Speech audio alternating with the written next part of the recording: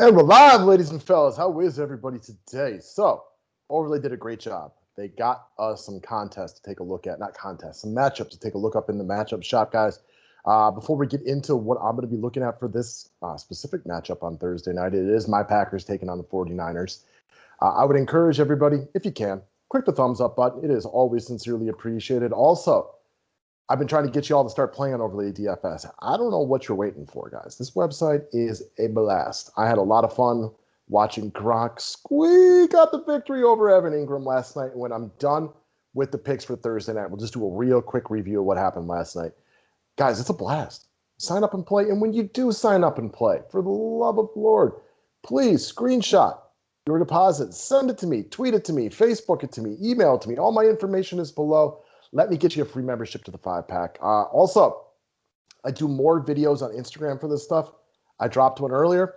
I'm going to talk about it now, but it's already moved half a point. Follow me on Instagram so that you can get quicker updates on the overlay stuff.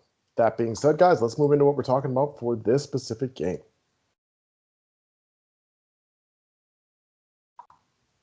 All right, click on over to the matchup shop. We got ourselves 3 contests that are up here right now, and I like 2 of them. One of them I will call dealer's choice at this point. So first off, Aaron Rodgers against Nick Mullins. There's a lot of reasons to like Aaron Rodgers right here. The only thing I can, besides the 5.5 points, of course, and I got it at 5 earlier, which is why you should follow me on Instagram. The link is below, so you can get it at 5. The one thing not to like with Rodgers to me is it's a short week. They got to go on the road. He's had some struggles with San Francisco in the past, right? This is not the same San Francisco team. They've had a preponderance of injuries. They are beat up everywhere. You got Green Bay coming off of a loss. Last time we saw them coming off of a loss, they played one of their better games of the season. Rodgers was great. There's a lot of things to like about that. Also, in addition to those reasons, he could get Allen Lazard back this week. We are not going to have A.J. Dillon or Jamal Williams.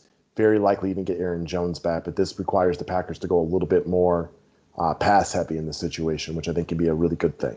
Again, I respect the 49ers. I think they're very well coached. They've just lost so many guys throughout the year. Now they're down Jimmy G. They're down George Kittle. That's a big detractor to me for Nick Mullins. No George Kittle. He's their best player. No Deebo Samuel.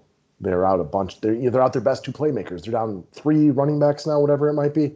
This is just a bad spot for the San Francisco 49ers, really moving forward for the rest of the year. So Mullins was good in comeback mode, but he was good against a Seattle team that's really bad against the pass. However, Green Bay's pretty good against the pass. They are not good against the run, though. So San Francisco could be competitive in this game, but it's because I think they're doing it real hard with the run. So give me Aaron Rodgers, even at -5.5. I still like it. Obviously, I liked it better at 5. And those points can make a difference. I did Gronk yesterday at -2, and we'll get into that momentarily. If you bet him at -4, obviously things worked out significantly differently. But I still like Rodgers at 5.5, though. Every point it moves, though, I like it less and less. Give me next one up. Jerick McKinnon versus JaMycal Hasty. Tevin Coleman's listed as doubtful. He came back for about 2 hot minutes on Sunday.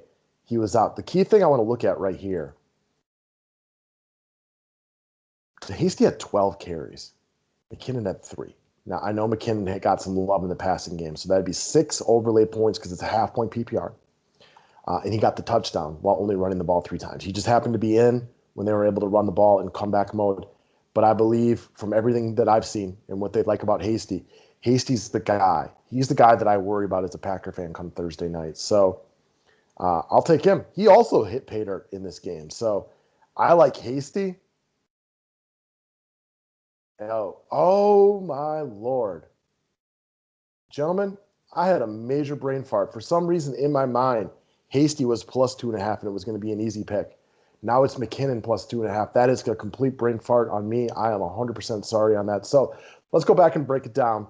Glad I didn't bet it, although I would have probably noticed it, but I'd bet it a little bit closer. McKinnon +2. You know what?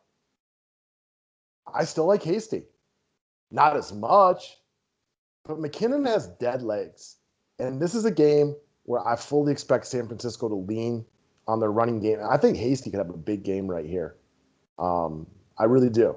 Now, if you're under the assumption that Green Bay rolls, which is tough to do in San Francisco on a shortened week, If you're under the assumptions that San Francisco is like way down, then I would not make this bet. So I think you have to ask yourself a little bit about the game script right there and what you think is going to happen. If you think Green Bay rolls, which I don't, I think Green Bay wins, but I don't think they roll necessarily, then maybe you're going to want to switch over to Jerick McKinnon. But I think Hasty's going to have a lot more success running the ball in this game than he did. Seattle's good against the run. They may be terrible against the pass, but they're not bad against the run.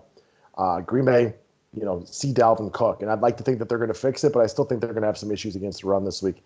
I still like Hasty, but obviously not nearly as much as I did when my dumbass started this video and just completely had a mental block about this one. The last one up is going to be Kendrick Bourne versus Ayuk. So what did we see on Sunday? We saw them with similar targets, similar receptions, similar yardage. I think they like Ayuk better, but in comeback mode, Bourne got a bunch of them. Ayuk hit pay dirt. I think he has the better play. I would tend to lean right here with Brandon, although at -3 in a half-point PPR type of format, I don't love it. And there are real cases for Kendrick Bourne right here, who is a guy who catches an abnormal amount of touchdowns for how little he's typically been on the field. Also, this is one I'm going to get a better feeling for Jair Alexander and who he's going to be on because I want the other guy. I'll come back at you guys on Thursday after I read a little bit more into the cornerback coverages one because I feel like this is one we can take advantage of. We've seen what Jair Alexander has done. He flat out blanked Will Fuller. He blanked Calvin Ridley, and Mike Evans didn't do squat on him. If it sounds like Alexander's going to run with Brandon, then that's a good reason to like Kendrick Bourne. So I'll come back at you guys with this one. But as it stands on November 3rd at 3:48 Central, give me Rodgers -5.5. Give me Hasty -2.5, even though obviously, again, mistakes were made on this one by my half. And then I'm looking at Brandon, but I think I wouldn't place this bet yet. And when I get better information on who Alexander's going to be on, I'll try to hit you with the guys and do a video come game day. All right, let's just review what happened last night and talk about some of the excitement.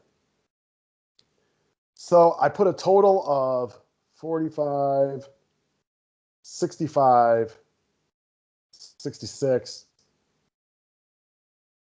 $71 into this slate. And we brought back 99. So it's nice to win. Nothing special, right? We did Gronk versus Ingram. That was a sweat and a half. For y'all, this is another reason. I can do quicker videos on Instagram because between like my kids being in class and whatever like real life thing comes in, there's 60 seconds. They upload instantly, they're done. So see the link below, follow there. We talked about Gronk at -2, which was a nice winner. It was tight as a drum though, right? Like this is exactly the sweat that Overlay's been trying to sell to their customers to get you guys excited. Parlays are fun, but at the end of the day, there's going to be a lot of days where you're just going to be out of it. However, these 1-versus-1s, I pound these hard, and it's created a nice steady amount of profit over the last month or two. When you got one you like, hit it hard. And we hit it hard with Gronk, and it was close. I was due for a tight win because I had a lot of tight losses lately, like really, really tight losses. So I felt good about the win right here. Got a little lucky, of course, but it felt nice to win this one. We did Gronk, but this is why you pay attention early and try to get out when you really like it. Brady lost on the last second touchdown, and this is one where I threw Gronk in, I think, at -3, and the points played out, so I lost the parlay. The Deion Lewis versus Wayne Gallman one.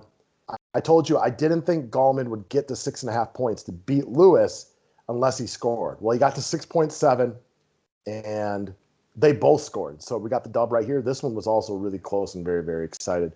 Lost this other $1 parlay, just having a little fun. Didn't get much right there. Lost this parlay. But overall, we got a little bit of profit out of the day. Didn't bet it too hard, so it's hard to get a lot of profit out of there unless you hit a parlay. But it was fun. It came down to the last minute. I enjoyed every single second of it, which is a big part of this, guys. We play to win money, but we like to have fun, though, don't we? And I'm having a lot of fun with the matchup shop, so I encourage you all to try it. If you're a brand new Overly customer, send me a screenshot of that deposit. Let me get you a free 5-pack to the membership. And I will check back with you guys when I get some better information on this game as the week progresses. I just wanted to put this out there to give you guys something to watch because, at this time of the year, we don't have as many sports to deal with. All right, y'all. Thank you very much. Have a great day.